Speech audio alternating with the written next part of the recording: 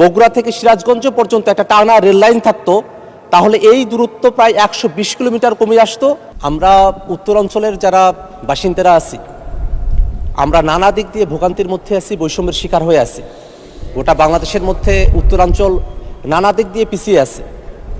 আমরা যারা গোটা রংপুর বিভাগের বাসিন্দারা আছি এবং বগুড়ার যারা আছেন, তারা যদি ঢাকার সঙ্গে যোগাযোগটা করতে চান রেলপথে, তাহলে তাদেরকে অতিরিক্ত প্রায় 120 কিলোমিটার এবং 4 ঘন্টা অতিরিক্ত সময় তাদেরকে রেলের মধ্যে থাকতে হয়।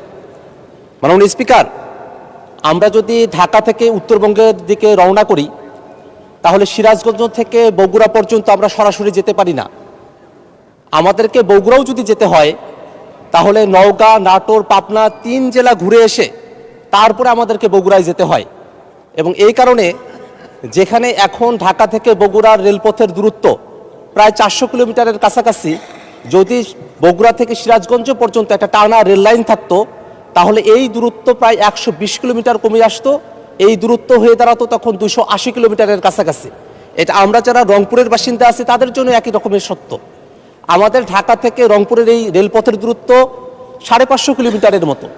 যদি বগুড়া থেকে সিরাজগঞ্জ পর্যন্ত টানা রেলপথটা নির্মাণ করা হয়, 70 থেকে 80 কিলোমিটারের মতো হবে, তাহলে আমাদের রেলপথের দূরত্ব প্রায় 120 কিলোমিটারের মতো কমে আসবে।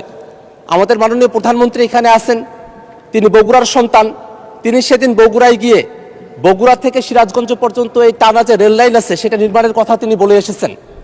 আমরা প্রায় 20 বছর যাবত উত্তরবঙ্গের যারা বাসিন্দারা আছি, এই রেলপথ নির্মাণের কথা আমরা শুনে আসছি, কিন্তু এখনো পর্যন্ত নানা বাস্তবতার কারণে সেটাকে এখনো পর্যন্ত আমরা আশার আলো আমরা এখনো পর্যন্ত দেখি নাই।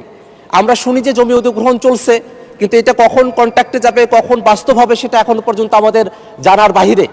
যদি উত্তরাঞ্চলের যারা বাসিন্দারা আমরা আছি, রংপুর, গাইবান্ধা, লালমনিরহাট, কুড়িগ্রাম, এই জেলাগুলো, পাশাপাশি দিনাজপুর, ঠাকুরগাঁও, পঞ্চগড়, নীলফামারী, জয়পুরহাট, বগুড়া, পুরো যে অঞ্চলটা আছে উত্তরাঞ্চল, এই উত্তরাঞ্চলের কোটি কোটি মানুষেরা, লাখো লাখো মানুষ যাদেরকে ঢাকা আসা যাওয়া করতে হয়, তারা যদি এই রেলপথ নির্মাণটা করা হয় বগুড়া থেকে সিরাজগঞ্জ পর্যন্ত, তাহলে তারা অনেক ভোগান্তি থেকে তারা রেহাই পাবে।